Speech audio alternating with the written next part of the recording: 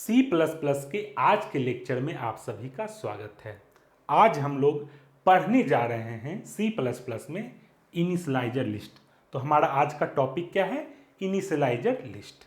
Initialiser list जो है एक बहुत ही छोटा सा टॉपिक है, लेकिन है बहुत ही महत्वपूर्ण। क्यों महत्वपूर्ण है? क्योंकि आने वाले दिनों में हम लोग पढ़ने जा रहे हैं constructor call in inheritance. Inheritance में कंस्ट्रक्टर का कॉल कैसे होता है, ये हम पढ़ेंगे आने वाले दिनों में। और उस चीज़ को समझने के लिए आपको पता होना चाहिए इनिशियलाइजर लिस्ट। अगर आपको इनिशियलाइजर लिस्ट नहीं पता है तो इनहेरिटेंस में कंस्ट्रक्टर कॉल कैसे होता है यह समझ में नहीं आएगा। इसीलिए आपको इनिशियलाइजर लिस्ट आना चाहिए। तो इसीलिए मैं आज आपको इनिशियलाइजर लिस्ट पढ़ाने जा रहा हूँ। इनिशियलाइजर लिस्ट को पढ़ाने के लिए मैंने बोर्ड पे एक एग्जाम्पल लिख के रखा हुआ है और इसी के मदद से हम लोग इनिशियलाइजर लिस्ट समझेंगे।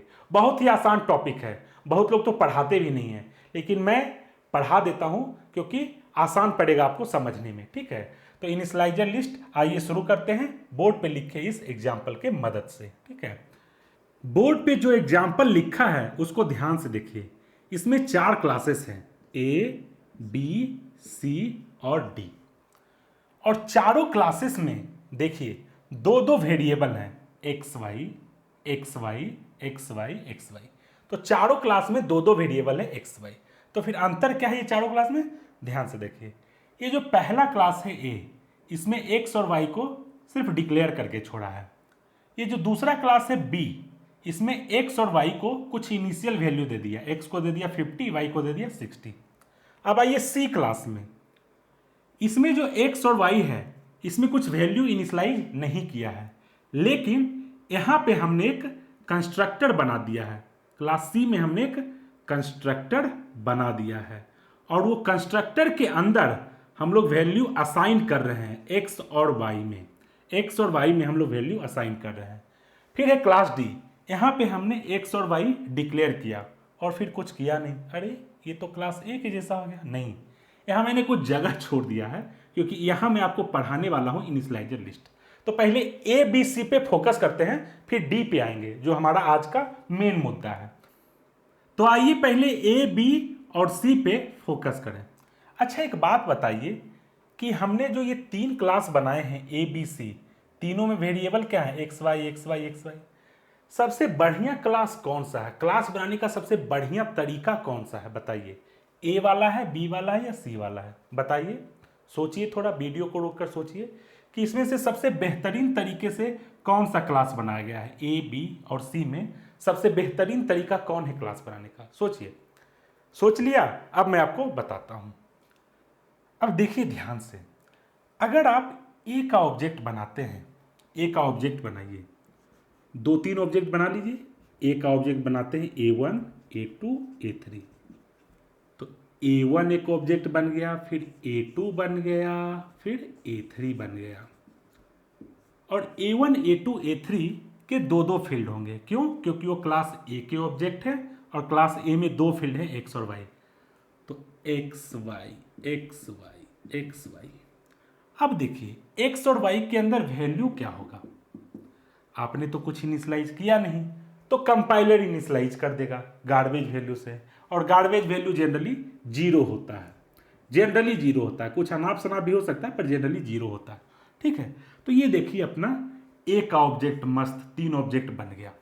अब आइए बी का ऑब्जेक्ट बनाते हैं। बी का ऑब्जेक्ट बनाते हैं B1 B2, 2 ही बनाते हैं। तो B1 बन गया और B2 बन गया। ठीक है, B1 का भी एक्स वाई होगा और B2 का भी एक्स वाई होगा। B1 का भी एक्स वाई होगा ना, क्योंकि B1 किसका ऑब्जेक्ट है? क्लास B का। तो और क्लास B में 2 वेरिएबल है एक्स वाई, तो एक्स वाई होगा। B2 भी क्लास B का ऑब्जेक्ट है तो इसके भी एक्स वाई होंगे। अच्छा, ये जो B1 और B2 हैं इनके एक्स वाई में क्या वैल्यू होगा? कंपाइलर 0 0 डाल देगा? नहीं, यहाँ तो आपने इनिशियलाइज किया है ना 50 60, तो 50 60 कंपाइलर डाल देगा। 50 60 50 60। ठीक है, तो ये देखिए बी का ऑब्जेक्ट हो गया। उसी तरह से बी का एक ऑब्जेक्ट और बना लेते हैं B3, तो B3 बन गया। B3 के भी एक्स वाई होंगे और इसमें आ जाएगा 50, एक्स में आ जाएगा कितना? 50 और वाई में आ जाएगा 60। अब आते हैं क्लास सी का ऑब्जेक्ट बनाते हैं। क्लास सी का एक ऑब्जेक्ट बनाइए C1। तो हमने क्लास सी का एक ऑब्जेक्ट बना लिया C1। C1 के कितने फील्ड होंगे? 2 फील्ड, क्योंकि यहां भी x और y है, x और y। लेकिन आपको यहां पे आएगा compilation error, tan tan compilation error आएगा। आप इस तरह से C1 ऑब्जेक्ट नहीं बना सकते हैं। क्यों? क्योंकि क्लास C के अंदर एक कंस्ट्रक्टर है, और वो कंस्ट्रक्टर कैसा है? पैरामीटराइज कंस्ट्रक्टर, जो कि लेता है 2 इंटीजर। तो आपको क्लास C का ऑब्जेक्ट बनाते वक्त 2 इंटीजर वैल्यू पास करना होगा। 80 90 पास कर दीजिए। तो जब आप C का ऑब्जेक्ट बनाएंगे तो आपको क्या करना होगा? 2 इंटीजर वैल्यू पास करना पड़ेगा। क्यों 2 इंटीजर वैल्यू पास करना पड़ रहा है? क्योंकि क्लास C के अंदर है पैरामीटराइज कंस्ट्रक्टर, जो कि 2 इंटीजर लेता है। तो जब आप 80 90 पास कीजिएगा तो यहां पे आ जाएगा 80, यहां पे आएगा 90, यहां पे आएगा 80, यानी कि i में आ जाएगा 80, j में चला जाएगा 90। अब x में चला जाएगा i, यानी कि 80, i में क्या है 80, और y में चला जाएगा j, यानी कि 90, j में क्या है 90। तो यहाँ पे आ जाएगा 80 और यहाँ पे आ जाएगा 90। उसी तरह से आप C का एक और ऑब्जेक्ट बनाइए C2, और इसमें पास कर दीजिए 30 और 70, ठीक है, या फिर 80 और 70। तो C2 ऑब्जेक्ट बन गया, और यहाँ पे आ गया वैल्यू 80 और 70। अब देखिए सबसे बढ़िया क्लास कौन सा है, A, B या C? जो सवाल मैंने आपसे पूछा था कि सबसे बढ़िया कौन सा क्लास है, क्लास बनाने का सबसे बढ़िया तरीका कौन सा है? मेरे हिसाब से है क्लास C। क्यों? मैं आपको बताता हूं। जब आप A का ऑब्जेक्ट बना रहे हैं A1 A2 A3, तो सारे ऑब्जेक्ट में एक्स वाई में गार्बेज वैल्यू आ जा रहा है, जो कि सही नहीं है, ठीक है। फिर अगर आप क्लास B का ऑब्जेक्ट बनाते हैं B1 B2 B3, B1 B2 और B3, तो सभी में 50 60 आ रहा है, सेम वैल्यू आ जा रहा है, ये भी बहुत ज़्यादा सही नहीं है। लेकिन जब आप क्लास C का ऑब्जेक्ट बनाते हैं C1 C2, तो आप अपने मन से इसमें अलग अलग वैल्यू डाल सकते हैं, अलग अलग वैल्यू डाल सकते हैं। तो ये हमेशा बढ़िया तरीका है क्लास बनाने का, कि उसमें आप ऐसा बनाइए कि आप जो है अपने मन से इस वेरिएबल में वैल्यू डाल सकें और अलग अलग वैल्यू डाल सकें। अगर आप यहाँ पे फिक्स कर देते हैं, जैसा कि हमने क्लास B में किया, तो आप कितने भी ऑब्जेक्ट बनाइए B के, सब में यही वैल्यू आएंगे 50 60 50 60। लेकिन अगर आपने कंस्ट्रक्टर बना दिया, जैसा कि हमने क्लास C में किया, तो आप अलग अलग वैल्यू बना सकते हैं, डाल सकते हैं, एक्स और वाई में अलग अलग वैल्यू डाल सकते हैं, ठीक है। आप समझ पा रहे हैं ना कि क्लास C कैसे सबसे बढ़िया है। क्लास C का आप जितना भी ऑब्जेक्ट बनाइएगा, जैसे कि फिर से बना ले C3, तो हर ऑब्जेक्ट में जो एक्स और वाई का वैल्यू होगा वो अलग अलग होगा। इस बार डाल देते हैं 200 एंड 500, 200 एंड 500, तो C3 के एक्स में आ गया 200, वाई में 500। देख लिया ना। तो A B C में सबसे बेस्ट है C। क्यों? क्योंकि A का जितना भी ऑब्जेक्ट आप बनाइएगा उसमें गार्बेज वैल्यू डाल देगा कंपाइलर शुरू में, ठीक है। B का जितना भी ऑब्जेक्ट आप बनाइएगा उसमें सेम ही वैल्यू सब में जाएगा, 50 60 50 60 50 60। जबकि C का ऑब्जेक्ट आप बनाइएगा C1 C2 C3, तो x और y दोनों में अलग अलग वैल्यू हर ऑब्जेक्ट में डाल सकते हैं। C1 के xy, C2 के xy और C3 के xy में अलग अलग वैल्यू है, जबकि B1 B2 और B3 के xy में सेम ही वैल्यू है, और A1 A2 A3 का तो पूछिए मत, गार्बेज वैल्यू है, ठीक है। तो सबसे बढ़िया तरीका है C। क्या कंस्ट्रक्टर के अंदर वैल्यू को असाइन करके ही हम लोग इस तरह का ऑब्जेक्ट बना सकते हैं जहां की एक्स और वाई का वैल्यू अलग अलग हो? क्या सवाल पूछा मैंने आपसे? मैंने आपसे पूछा कि कंस्ट्रक्टर के अंदर एक्स और वाई में वैल्यू असाइन करके ही हम लोग सिर्फ ऑब्जेक्ट के अंदर अलग अलग वैल्यू डाल सकते हैं, क्या और कोई तरीका है? Initialiser list. तो अब हम लोग पढ़ेंगे इनिशियलाइजर लिस्ट। इनिशियलाइजर लिस्ट क्यों पढ़ेंगे, क्या फायदा होगा उससे? उससे ये होगा कि हम लोग जब ऑब्जेक्ट बनाएंगे क्लास के, ठीक है, जब हम लोग ऑब्जेक्ट बनाएंगे क्लास के, तो उसके जो वेरिएबल होंगे एक्स वाई इनके अंदर अलग अलग वैल्यू डाल पाएंगे इनिशियलाइजर लिस्ट के मदद से। अच्छा, अभी तो हम कंस्ट्रक्टर के मदद से कर ही रहे थे। जी हाँ, ये दूसरा तरीका है। इनिशियलाइजर लिस्ट एक दूसरा तरीका है जिसके मदद से क्या करेंगे, क्लास के ऑब्जेक्ट के अंदर हम लोग अलग अलग वैल्यू डाल पाएंगे। जो ऑब्जेक्ट बनेगा क्लास का, मान लो 3 ऑब्जेक्ट बनाया, पहला, दूसरा, तीसरा, तीनों ऑब्जेक्ट के अंदर अलग अलग वैल्यू हम लोग डाल पाएंगे इनिशियलाइजर लिस्ट के मदद से। ठीक है, तो कंस्ट्रक्टर तो ये काम कर ही रहा है, तो इनिशियलाइजर लिस्ट का जरूरत क्यों है? कुछ फायदे हैं, वो मैं आपको पढ़ाऊंगा एक बार ये पूरा टॉपिक खत्म हो जाएगा उसके बाद। ठीक है, तो आइए शुरू करते हैं इनिशियलाइजर लिस्ट। इनिशियलाइजर लिस्ट हम लोग पढ़ेंगे डी क्लास के मदद से। इनिशियलाइजर लिस्ट कैसे लिखा जाता है ध्यान दीजिए। अब एक मजे की बात मैं आपको बताता हूं कि इनिशियलाइजर लिस्ट लिखने के लिए कंस्ट्रक्टर का लिखना बहुत जरूरी है। ठीक है, तो आपको कंस्ट्रक्टर भी लिखना पड़ेगा। ये क्या बात हुई? फिर इनिशियलाइजर लिस्ट क्यों आया जब कंस्ट्रक्टर लिखना ही पड़ेगा इनिशियलाइजर लिस्ट लिखने के लिए? धैर्य रखिए और समझिए चीज़ों को। तो आइए इनिशियलाइजर लिस्ट लिखते हैं। जैसा कि मैंने आपको बताया, इनिशियलाइजर लिस्ट लिखने के लिए आपको कंस्ट्रक्टर लिखना पड़ेगा। तो क्लास डी का कंस्ट्रक्टर लिखिए। पहले हम लोग क्लास डी के मदद से इनिशियलाइजर लिस्ट पढ़ने जा रहे हैं, तो आइए इनिशियलाइजर लिस्ट शुरू करते हैं। तो जैसा कि मैंने आपको बोला कि इनिशियलाइजर लिस्ट लिखने के लिए कंस्ट्रक्टर लिखना पड़ेगा, तो सबसे पहले क्लास डी का कंस्ट्रक्टर लिखिए। ठीक है, कंस्ट्रक्टर के अंदर 2 पैरामीटर डालते हैं। क्यों? क्योंकि यहाँ पे 2 वेरिएबल है एक्स वाई, तो 2 पैरामीटर डाला, इंट आई और इंट जे। ठीक है, अब हम लोग इनिशियलाइजर लिस्ट लिखने जा रहे हैं। ध्यान से देखिए इनिशियलाइजर लिस्ट कैसे लिखा जाता है। कंस्ट्रक्टर लिख लिया ना आपने, यहीं पे लिखिए कॉलन, और अब इनिशियलाइजर लिस्ट लिखिए। क्लास में कितने वेरिएबल हैं? 2। तो सबसे पहले x के लिए इनिशियलाइजर लिस्ट लिखते हैं। लिखिए x, कॉलन के बाद x, ये कॉलन लिखना पड़ेगा x, उसका पैरेंथेसिस ओपन फिर क्लोज, और ये पैरामीटर डाल दीजिए i। बस x के लिए इनिशियलाइजर लिस्ट लिखा गया। अब आइए y के लिए इनिशियलाइजर लिस्ट लिखते हैं। कॉमा दीजिए y और पैरेंथेसिस ओपन और ये वाला पैरामीटर डाल दीजिए g। तो y के लिए भी इनिशियलाइजर लिस्ट लिखा गया। फिर कॉमा डाल दें? नहीं, 2 ही वेरिएबल था ना, खत्म। अच्छा, एक वेरिएबल और होता तो मान लीजिए एक वेरिएबल होता z, तो यहाँ पे और कर दीजिए, एक पैरामीटर और डाल दीजिए k। ठीक है, और यहाँ पे लिखिए कॉमा देके z, और z में आ जाएगा k। ये याद कर लीजिए, इनिशियलाइजर लिस्ट ऐसे ही लिखा जाता है। ठीक है, और मन हो तो आप कंस्ट्रक्टर के अंदर एक प्रिंट स्टेटमेंट डाल सकते हैं कि कंस्ट्रक्टर कॉल हो गया, कंस्ट्रक्टर कॉल हो गया। ठीक है, बस। अब देखिए हुआ क्या, अब आपको कंस्ट्रक्टर के अंदर वैल्यू असाइन करने की जरूरत नहीं है। जैसे क्लास सी में देखिए, कंस्ट्रक्टर के अंदर हम लोग वैल्यू असाइन कर रहे हैं ना, X equal to Y, Y equal to J. ये करने का जरूरत अंदर नहीं है, इधर अब कुछ करने का जरूरत नहीं है। ये कंस्ट्रक्टर ऐसे ही खाली भी छोड़ सकते हैं। बस अब जो वैल्यू असाइन हो गया एक्स में, वाई में, जेड में, वो यहीं पे हो गया इनिशियलाइजर लिस्ट के मदद से। और इनिशियलाइजर लिस्ट कैसे लिखते हैं?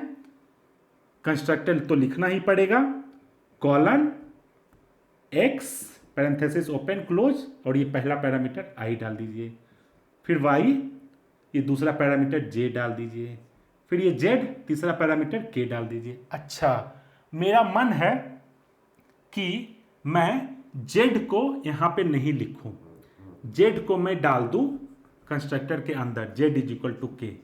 तो क्या ऐसा कर सकता हूं कि एक्स वाई इनिशियलाइजर लिस्ट के मदद से कर दिया और जेड को कंस्ट्रक्टर की मदद से कर दिया? हाँ, कर सकते हैं, ऐसा आप कर सकते हैं।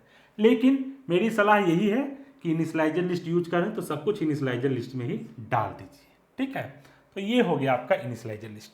तो ये था आपका इनिशियलाइजर लिस्ट। इनिशियलाइजर लिस्ट समझ गए, बहुत ही आसान।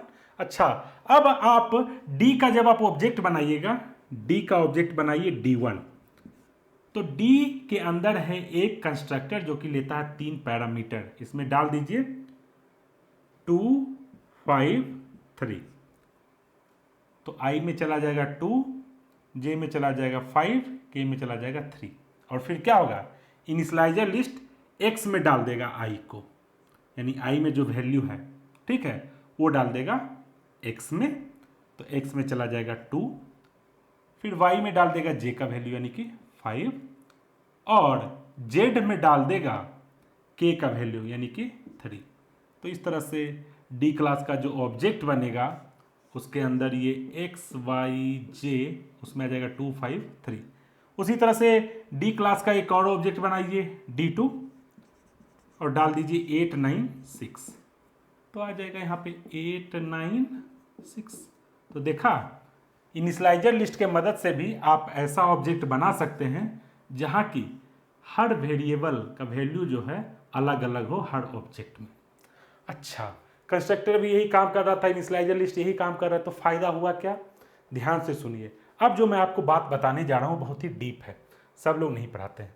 आइए क्लास सी पे। जब आप क्लास सी का ऑब्जेक्ट बनाए तो उसके अंदर कंस्ट्रक्टर बनाया, और कंस्ट्रक्टर के अंदर क्लास सी के वेरिएबल एक्स और वाई को आपने इनिशियलाइज कर दिया? नहीं, कंस्ट्रक्टर के अंदर वेरिएबल को कभी भी इनिशियलाइज नहीं किया जाता है, असाइन किया जाता है। इस चीज को ध्यान से रखिए, ध्यान से इस चीज को याद रखिए। बहुत लोग पढ़ा देते हैं कि कंस्ट्रक्टर के अंदर क्लास के वेरिएबल को इनिशियलाइज कर दिए। जी नहीं, कंस्ट्रक्टर के अंदर क्लास के वेरिएबल को कभी इनिशियलाइज किया ही नहीं जाता है। ठीक है, अब मैं बताता हूं होता क्या है। जब आप इस क्लास सी का ऑब्जेक्ट बनाते हैं ना, क्लास सी का जब आप ऑब्जेक्ट बनाते हैं, जिसे ऑब्जेक्ट बना दीजिए सी का C7 बना दीजिए, ठीक है, और पास कर दीजिए 90 और 100, ठीक है। तो पहले क्या होता है मालूम? पहले तो कंपाइलर C7 ऑब्जेक्ट बना दिया, C7 ऑब्जेक्ट बना दिया कंपाइलर, और उस समय वो क्या करता है, इससे पहले गार्बेज वैल्यू डाल देता है, इनिशियलाइज कर देता है गार्बेज वैल्यू से, गार्बेज वैल्यू से C7 को इनिशियलाइज कर देता है। बाद में जब ये कंस्ट्रक्टर चलता है, बाद में जब ये कंस्ट्रक्टर चलता है और 90 100 वैल्यू यहां से यहां पहुंचता है, तब जाके इसको 90 और इसको 100 करता है। तो यहां कंस्ट्रक्टर क्या करता है, C7 के अंदर वैल्यू को असाइन कर देता है 90 और 100 से। इनिशियलाइज तो कंपाइलर गार्बेज वैल्यू से शुरू में कर दिया, वो जब कंस्ट्रक्टर चला और ये सब लाइन एग्जीक्यूट हुआ, तब जाके एक्स के अंदर 90 और वाई के अंदर 100 आ गया, ठीक है। तो कंस्ट्रक्टर कभी भी वैल्यू इनिशियलाइज नहीं करता, वो असाइन करता है। इनिशियलाइज तो पहले कंपाइलर कर देता है, ठीक है। अब इनिशियलाइजर लिस्ट में क्या होता है मैं आपको बताता हूँ। इनिशियलाइजर लिस्ट में क्या होता है कि जब आप कोई ऑब्जेक्ट बना दिए डी क्लास का, जैसे कि डी क्लास का ऑब्जेक्ट बना दिया D2, तो D2 आपने बना दिया, ठीक है, और वैल्यू क्या है पास किया आपने 8 9 6, तो यहां पे आ गया 8 9 और 6। तो कंपाइलर अब क्या करता है, कंस्ट्रक्टर को चलने का तो जरूरत है नहीं, वो इनिशियलाइजर लिस्ट में देखता है क्या क्या वैल्यू मिलेगा, यहां से देख लेता है और वो डायरेक्ट डाल देता है। यहां पे कंपाइलर गार्बेज वैल्यू डालता ही नहीं है, वो सीधा 8 9 6 से इनिशियलाइज कर देता है। तो ये क्या करेगा मालूम, आपका प्रोग्राम को फास्ट कर देगा। समझ रहे हैं? जब आप सिर्फ कंस्ट्रक्टर के मदद से ऑब्जेक्ट बनाइएगा क्लास सी का, जैसे कि क्लास सी का ऑब्जेक्ट बनाइए C8 और पास कीजिए 50 और 100, तो क्या होगा, C8 पहले बनेगा, C8 बनेगा और उसमें शुरू में गार्बेज वैल्यू जमा होगा। जब ये कंस्ट्रक्टर चलेगा तब जाके 50 और 100 इसमें वापिस लिखा जाएगा। तो आप देख रहे हैं C8 में दो ऑपरेशन हो रहा है, पहले तो इनिशियलाइज हो रहा है, पहले इनिशियलाइज हो रहा है 0 0 से, फिर बाद में असाइन हो रहा है कंस्ट्रक्टर के चलने पे 50 और 100 से। जबकि इनिशियलाइजर लिस्ट में फायदा क्या होता है कि कंस्ट्रक्टर चलने का जरूरत थोड़ी है, इनिशियलाइजर लिस्ट में क्या वैल्यू आने वाला है कंपाइलर सीधा वही डाल देता है, कंपाइलर सीधा वही डाल देता है। तो ये एग्जीक्यूशन थोड़ा फास्ट होता है। और भी बहुत जगह होते हैं दोस्तों जहाँ पे हम लोग कंस्ट्रक्टर का यूज नहीं कर सकते हैं, और वहाँ इनिशियलाइजर लिस्ट बहुत ज़रूरी है। कहने का मतलब कि जहाँ पे हम लोग वेरिएबल्स में वैल्यू को डालने के लिए कंस्ट्रक्टर का इस्तेमाल नहीं कर सकते हैं, वहाँ पे इनिशियलाइजर लिस्ट ही काम आता है। और ऐसे बहुत सारे केसेस हैं, वो हम लोग अभी लैपटॉप पे जब कोड करेंगे तो मैं आपको बताने वाला हूँ, ठीक है। तो मैं आपको भी बताने वाला हूँ कि इनिशियलाइजर लिस्ट कहाँ कहाँ जरूरी ही जरूरी है। वहाँ आप कंस्ट्रक्टर के अंदर वैल्यू नहीं डाल पाइएगा, वहाँ आपको इनिशियलाइजर लिस्ट का ही इस्तेमाल करना पड़ेगा। मैं ऐसे सिचुएशंस आपको पढ़ाने जा रहा हूँ लैपटॉप में कोड के मदद से, ठीक है। तो बस थ्योरी इतना ही था, काफ़ी था, ठीक है। बहुत ही आसान था इनिशियलाइजर लिस्ट। ये सब लोग इनिशियलाइज और असाइन उतना पढ़ाते भी नहीं है, मैंने आपको पढ़ा दिया कि आपको किसी इंटरव्यू में कोई दिक्कत ना हो, वरना लोग इतना पढ़ा देंगे कि ऐसे इनिशियलाइजर लिस्ट लिख दो और ऐसे वैल्यू डाल दो, खेला खत्म। चलिए हम लोग शुरू करते हैं लैपटॉप पे कुछ कोडिंग। तो आइए आज जो हमने इनिशियलाइजर लिस्ट में पढ़ा है उसी पे कुछ प्रोग्राम करके देखते हैं। इनिशियलाइजर लिस्ट में मैंने आपको जो भी पढ़ाया उसी पे कुछ प्रोग्राम अभी करेंगे। तो पहला प्रोग्राम है, ध्यान से देखिए, इसमें एक क्लास है, क्लास का नाम है पॉइंट, और इसके अंदर, इस क्लास के अंदर दो वेरिएबल हैं एक्स और वाई। एक्स में हमने वैल्यू इनिशियलाइज कर दिया 50 और वाई में हमने वैल्यू इनिशियलाइज कर दिया 60। अब देखिए इस क्लास के अंदर और कुछ नहीं है, बस दो वेरिएबल हैं एक्स और वाई। एक्स में वैल्यू डाल दिया 50, वाई में वैल्यू डाल दिया 60। अब हम लोग आइए क्लास के बाहर मेन फंक्शन में। मेन फंक्शन में हमने तीन ऑब्जेक्ट बनाया, T1, T2, T3, और तीनों ऑब्जेक्ट में दो दो वेरिएबल होंगे एक्स और वाई। क्यों? क्योंकि T1, T2, T3 जो है इस क्लास पॉइंट के ऑब्जेक्ट हैं। ये देखिए T1 जो है क्लास पॉइंट का ऑब्जेक्ट है, T2 भी क्लास पॉइंट का ऑब्जेक्ट है और T3 भी क्लास पॉइंट का ऑब्जेक्ट है। तो चूंकि T1, T2, T3 इस क्लास का ऑब्जेक्ट है, पॉइंट क्लास का ऑब्जेक्ट है, T1 के पास होगा एक्स वाई, T2 के पास भी एक्स वाई और T3 के पास भी एक्स वाई। तो जब आप T1 का एक्स वाई प्रिंट कीजिएगा, T2 का एक्स वाई प्रिंट कीजिएगा और T3 का एक्स वाई प्रिंट कीजिएगा, तो सभी में आएगा x का वैल्यू 50 और y का वैल्यू 60। तो देखिए T1 का x 50, T1 का y 60, T1 का x 50, T1 का y 60। उसी तरह से T2 का x भी 50, T2 का y 60, T3 का भी x 50 और T3 का y 60। तो आपने क्या देखा कि इस क्लास के चाहे आप जितने भी ऑब्जेक्ट बना लीजिए, T1, T2, T3, T4, T5, T6, जितने भी ऑब्जेक्ट बना लीजिए, हर ऑब्जेक्ट के x में वैल्यू होगा 50 और y में वैल्यू होगा 60। क्यों? क्योंकि इस क्लास में कोई कंस्ट्रक्टर नहीं है। तो उससे क्या हो रहा है कि इस क्लास में कोई कंस्ट्रक्टर नहीं है, तो x और y में जो वैल्यू हम लोग इनिशियलाइज कर रहे हैं वही सारे ऑब्जेक्ट में जा रहा है। तो इसी समस्या को दूर करने के लिए आ गया कंस्ट्रक्टर। तो हमारा दूसरा प्रोग्राम आ गया अब, ठीक है, जो कि हमारे पहले प्रोग्राम के समस्या को दूर करेगा। तो हमारे दूसरे प्रोग्राम में क्या है देखिए, फिर वही है क्लास पॉइंट, और क्लास पॉइंट के दो वेरिएबल हैं एक्स वाई, लेकिन इस बार एक कंस्ट्रक्टर भी है, क्लास पॉइंट का एक कंस्ट्रक्टर भी है। तो अब जब आप इस क्लास के ऑब्जेक्ट बनाइएगा, आइए बनाते हैं। चलिए मेन फंक्शन में, इस क्लास के बाहर चलते हैं मेन फंक्शन में। तो इस क्लास का ऑब्जेक्ट बनाइए, फिर से बनाइए, T1 बनाइए, T2 बनाइए और T3 बनाइए। तो जब आप ऑब्जेक्ट बनाइएगा तो चूंकि इस क्लास में, पॉइंट क्लास में इस बार कंस्ट्रक्टर है जो कि दो आर्गुमेंट लेता है और दोनों इंटीजर है ना, दोनों इंटीजर है। तो आपको ऑब्जेक्ट बनाते टाइम दो इंटीजर पास करना पड़ेगा, और वही इंटीजर वैल्यू जो है जो कि आप पास कीजिएगा वो एक्स और वाई में चला जाएगा। ठीक है, पिछला प्रोग्राम जो था देखिए, इसमें कोई कंस्ट्रक्टर था नहीं पॉइंट क्लास में। ठीक है, तो जब आप ऑब्जेक्ट बना रहे थे T1, T2, T3, तो आपको कुछ पास करने का जरूरत नहीं था।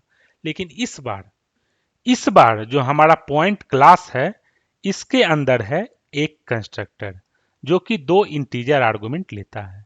तो जब आप इस पॉइंट क्लास का ऑब्जेक्ट बनाइएगा T1, T2, T3, तो आपको दो दो इंटीजर पास करना पड़ेगा। देखिए मैंने T1 बनाया तो दो इंटीजर 10 और 15 पास किया, T2 बनाया तो दो इंटीजर 55 और 60 पास किया, T3 बनाया तो दो इंटीजर 99 और 77 पास किया। ठीक है, क्यों? क्योंकि ये जो क्लास है पॉइंट, इस बार दूसरे प्रोग्राम में हमारे वह एक कंस्ट्रक्टर रखे हुए हैं जो कि दो इंटीजर लेता है।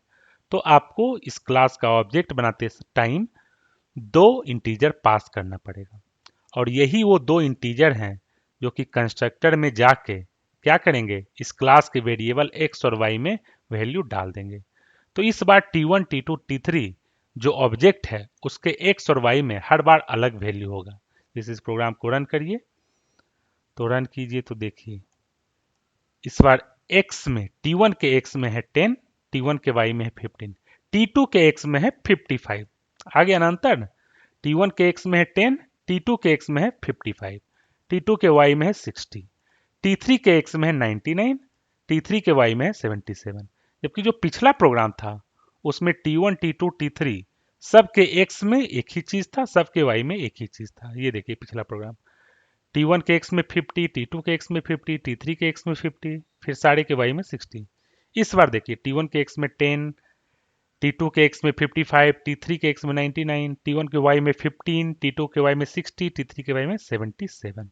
ठीक है, तो कंस्ट्रक्टर एक समाधान है किस चीज के लिए, कि आप ऑब्जेक्ट के एक्स और वाई में अलग अलग वैल्यू डालें।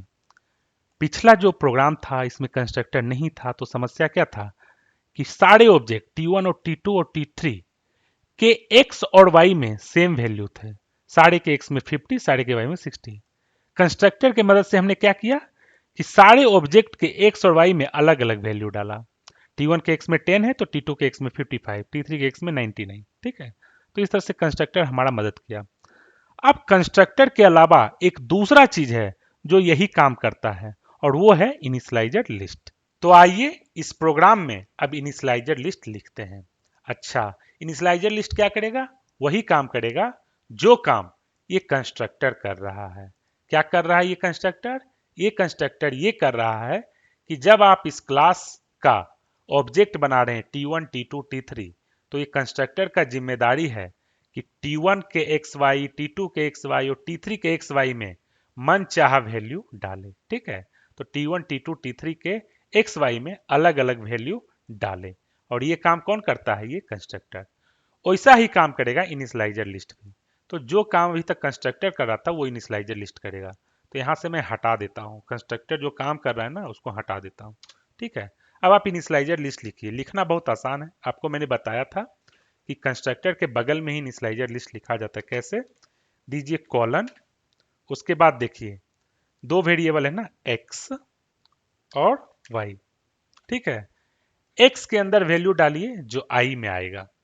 ठीक है, तो x के अंदर वैल्यू डालिए जो कि i में आएगा, और y के अंदर वैल्यू डालिए जो कि j में आएगा। तो y के अंदर वैल्यू डाल दिया जो कि j में आएगा। तो देखिए कंस्ट्रक्टर के अंदर जो हो रहा था हमने हटा दिया और इनिशियलाइजर लिस्ट में डाल दिया। इस प्रोग्राम में कोई अंतर नहीं आएगा रन करने पे। कीजिए रन, देखिए x में 10, y में 15, मतलब T1 के x में 10, T1 के y में 15, T2 के x में 55, T2 के y में 60, T3 के x में 99, T3 के y में 70। तो जो पहले कंस्ट्रक्टर के अंदर हो रहा था अब वो इनिशियलाइजर लिस्ट कर रहा है। अच्छा, इनिशियलाइजर लिस्ट का क्या फायदा होता है? मैंने आपको बताया था, एक बहुत गहरा बात बताया था। मैंने आपको एक बहुत ही गहरा बात बताया था कि इनिशियलाइजर लिस्ट जो है आपके प्रोग्राम को फास्ट करता है। और क्यों फास्ट करता है उसका कारण है, वो मैं आपको भी समझाने जा रहा हूं। ध्यान से देखिए, अगर आप इनिशियलाइजर लिस्ट नहीं लिखते हैं, है ना, और जो काम इनिशियलाइजर लिस्ट कर रहा है वो कंस्ट्रक्टर के अंदर करते हैं, तो क्या होता है? ध्यान से सुनिएगा। होता क्या है कि जब ये प्रोग्राम रन करता है तो कंपाइलर सबसे पहले देखता है कि इस क्लास में एक्स और वाई नाम के दो वेरिएबल हैं, तो इनमें गार्बेज वैल्यू कुछ असाइन कर देता है। उसके बाद जब ये कंस्ट्रक्टर चलता है तब जाके एक्स और वाई में वैल्यू डालता है। कैसे? ये आपको मैं सबूत दे रहा हूं, प्रूफ दे रहा हूं। यहां देखिए, अगर आप यहाँ पे प्रिंट करते हैं एक्स और वाई का वैल्यू, एक्स और वाई का वैल्यू आप प्रिंट कीजिए। ठीक है, अभी हम लोग एक्स और वाई का वैल्यू प्रिंट करके देखेंगे, कुछ इनिशियल वैल्यू। ठीक है, आई भी इनिशियल वैल्यू एक्स और वाई का प्रिंट करेंगे। ठीक है, एक्स और वाई का वैल्यू प्रिंट करते हैं, एक सेकेंड। हाँ, तो अभी देखिए एक्स और वाई में वैल्यू तो यहाँ आ रहा है 11 और 12 लाइन में, जबकि 10th लाइन में ही हम प्रिंट कर रहे हैं। तो यहाँ एक्स और वाई का वैल्यू कहाँ से आएगा? वो आएगा क्योंकि कंपाइलर ने एक्स और वाई में कुछ गार्बेज वैल्यू इनिशियलाइज कर दिया है। तो जब आप रन कीजिएगा तो देखिए यहाँ पे सेमी कोलन मिसिंग था, सिली मिस्टेक। अभी इसको रन करते हैं वापस, तो ये देखिए T1, T2, T3 तीनों के लिए एक्स और वाई में गार्बेज वैल्यू कंपाइलर डालेगा। ये देखिए T1 के लिए 0 0 डाला है, T2 के लिए डाला है माइनस समथिंग प्लस समथिंग, फिर T3 के लिए डाला है माइनस समथिंग प्लस समथिंग। तो देख रहे हैं ना, कंपाइलर क्या करता है, पहले एक्स और वाई में कुछ गार्बेज वैल्यू डालता है, फिर जब कंस्ट्रक्टर चलता है तब उसमें वो वैल्यू जाता है जो हमने भेजा है इधर, 10, 15, 55, 60। ठीक है, देखिए यही जब आप बाद में प्रिंट कीजिएगा तो नॉर्मल वैल्यू आएगा। यहां जब आप बाद में प्रिंट कीजिएगा तो नॉर्मल वैल्यू आएगा जो आपने दिया है। ये देखिए नॉर्मल वैल्यू आएगा। फिर से रन करवाता हूं मैं, तो ये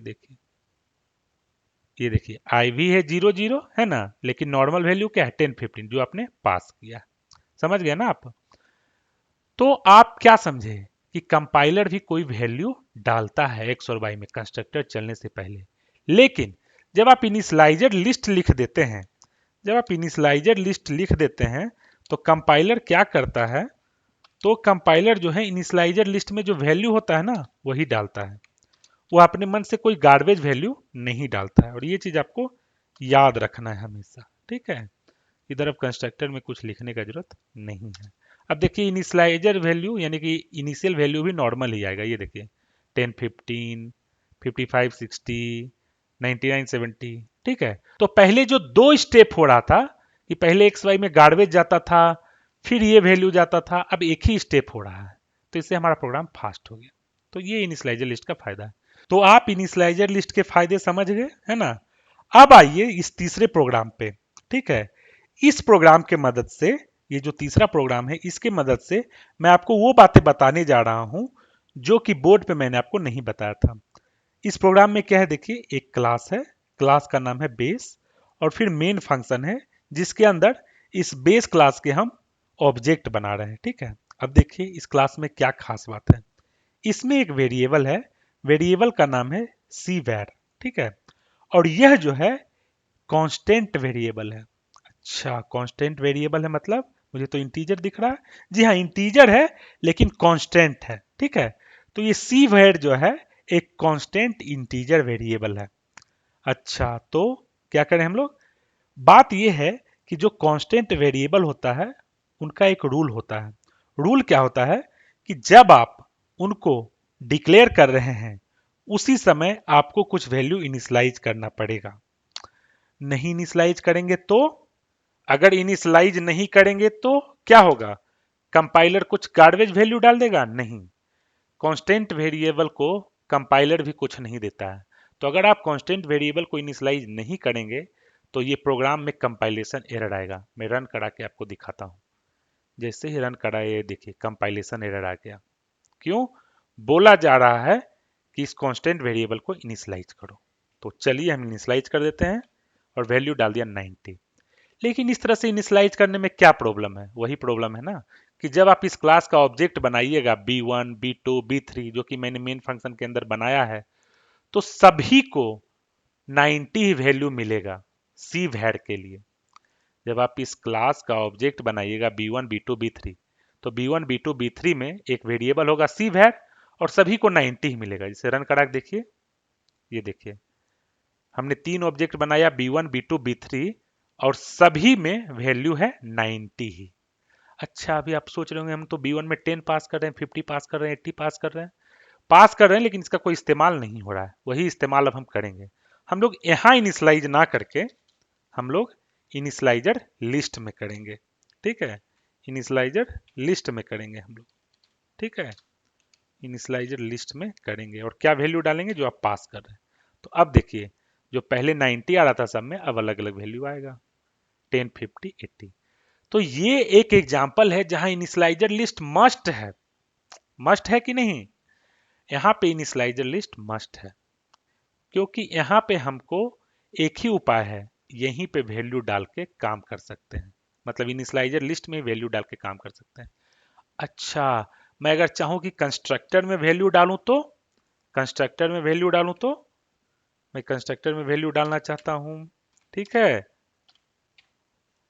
डालिए, कंपाइलेशन एरर आएगा। क्यों, क्योंकि ये जो है कांस्टेंट वेरिएबल है और कांस्टेंट वेरिएबल को इनिशियलाइज उसी समय करना होता है जिस समय वो डिक्लेयर होता है। और जिस समय वो डिक्लेयर होता है उस समय इनिशियलाइज करने के दो ही तरीके हैं, या तो यहां पे आप नंबर डाल दीजिए जैसे मैंने 90 डाल दिया, ठीक है, या फिर आप इनिशियलाइजर लिस्ट में वैल्यू डाल दें, इनिशियलाइजर लिस्ट में वैल्यू डाल दें। तो उससे भी क्या होगा मालूम, उससे भी यही होगा कि जिस समय ये वेरिएबल डिक्लेयर हो रहा होगा ना, इनिशियलाइजर लिस्ट से वैल्यू देख के इसमें डाल दिया जाएगा, ठीक है। तो कंस्ट्रक्टर में आप वैल्यू नहीं डाल सकते हैं कांस्टेंट वेरिएबल के लिए। तो ऐसे वेरिएबल जिसके लिए आप कंस्ट्रक्टर के अंदर वैल्यू नहीं डाल सकते हैं वहां पे इनिशियलाइजर लिस्ट जो है ब्रह्मास्त्र है, ठीक है। उसी तरह से एक और एग्जांपल हम देखेंगे। तो आइए आज का आखिरी एग्जांपल देखते हैं, ये हमारा आज का लास्ट एग्जांपल है। इस एग्जाम्पल में क्या है, एक प्रोग्राम है फिर से जिसमें कि एक क्लास है, क्लास का नाम है फिर से बेस क्लास, और एक मेन फंक्शन है जहां हम बेस क्लास के लिए ऑब्जेक्ट बना रहे हैं। यहां भी मैं आपको बताने जा रहा हूं कि इनिशियलाइजर लिस्ट कितना जरूरी है। इस एग्जाम्पल में हमने रेफरेंस वेरिएबल के बारे में बात किया है। तो अगर आपको रेफरेंस वेरिएबल का ठीक से नॉलेज नहीं है तो मेरा एक वीडियो है रेफरेंस वेरिएबल पे, उसको जरूर सुनें, तब आपको और अच्छे से समझ में आएगा। मैं कोशिश करता हूं कि आपको समझ में आ जाए, लेकिन अगर नहीं समझ में आता है, ये जो आखिरी टॉपिक मैं भी बता रहा हूं आज के लेक्चर में, तो आप रेफरेंस वेरिएबल अच्छे से सुने, फिर से इसको वापिस 5 मिनट सुन लें आखिरी वाला, तो आपको समझ में आ जाएगा। ठीक है, चलिए शुरू करते हैं, बताने की मैं आपको कोशिश करूंगा। ठीक है, तो हमारे पास एक क्लास है, क्लास का नाम है बेस क्लास, और एक मेन फंक्शन है, ठीक है, जहां हम इस बेस क्लास के लिए ऑब्जेक्ट बना रहे हैं। अच्छा, अब देखिए, इस बेस क्लास में दो वेरिएबल है, के और दूसरा वेरिएबल है रेफ। रेफ जो है रेफरेंस टाइप का वेरिएबल है। अब रेफरेंस टाइप का वेरिएबल का एक रूल होता है कि जिस समय आप डिक्लेयर कर रहे हैं उसी समय इसको एक वेरिएबल से इनिशियलाइज कीजिए। समझे? जिस तरह से कांस्टेंट वेरिएबल में होता था ना कि जिस समय आप डिक्लेयर कर रहे हैं उसी समय उसको किसी कांस्टेंट नंबर से इनिशियलाइज कीजिए, या फिर इनिशियलाइजर लिस्ट का इस्तेमाल कीजिए और इनिशियलाइज कीजिए कांस्टेंट वेरिएबल में। उसी तरह का रूल यहां भी है रेफरेंस वेरिएबल के लिए भी कि जिस समय आप डिक्लेयर कर रहे हैं उसी समय इसमें कोई वेरिएबल आप इनिशियलाइज कर दीजिए। तो वो भी हम दो तरीके से कर सकते हैं। एक तो क्या कीजिए कि इस रेफरेंस वेरिएबल में एक वेरिएबल डाल दीजिए के, जो कि हमारे पास ऑलरेडी है, या फिर आप इनिशियलाइजर लिस्ट का मदद लीजिए और इनिशियलाइजर लिस्ट के मदद से आप क्या कीजिए, इस रेफरेंस वेरिएबल में एक दूसरा रेफरेंस डाल दीजिए, रेफरेंस। ठीक है, और ये रेफरेंस कहां से आएगा, ये हमारा इधर मेन फंक्शन से आएगा। ठीक है, जब ऑब्जेक्ट बना रहे होंगे तब आएगा। ठीक है, अगर आप रेफरेंस वेरिएबल में इनिशियलाइजर लिस्ट का यूज नहीं करते हैं, ठीक है, तो कंपाइलेशन एरर आ जाएगा। ये देखिए, क्यों? क्योंकि कह रहा है इसको तुरंत चाहिए कुछ, तो तुरंत देने के दो ही तरीके हैं, या तो यहीं पे दे दीजिए एक के वेरिएबल, ठीक है, या फिर आप इनिशियलाइजर लिस्ट के मदद से दे दीजिए।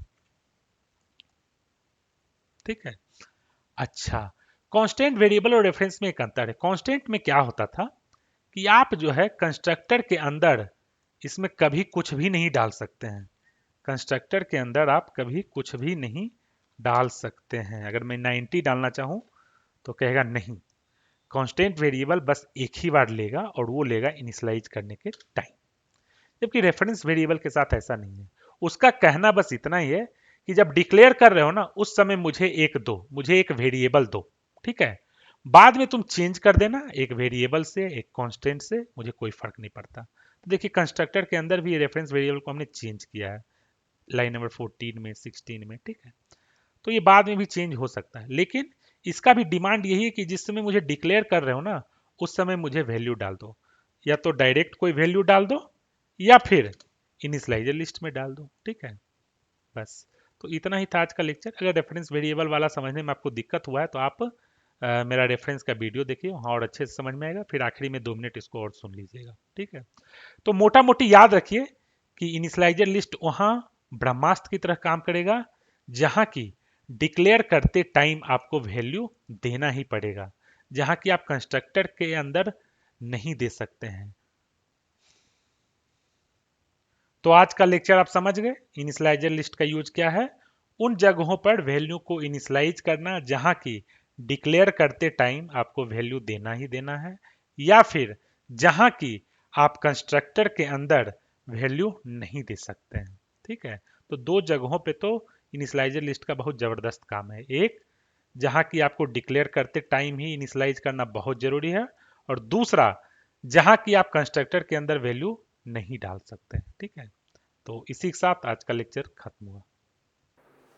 तो आज का हमारा लेक्चर यहीं पे ख़त्म होता है।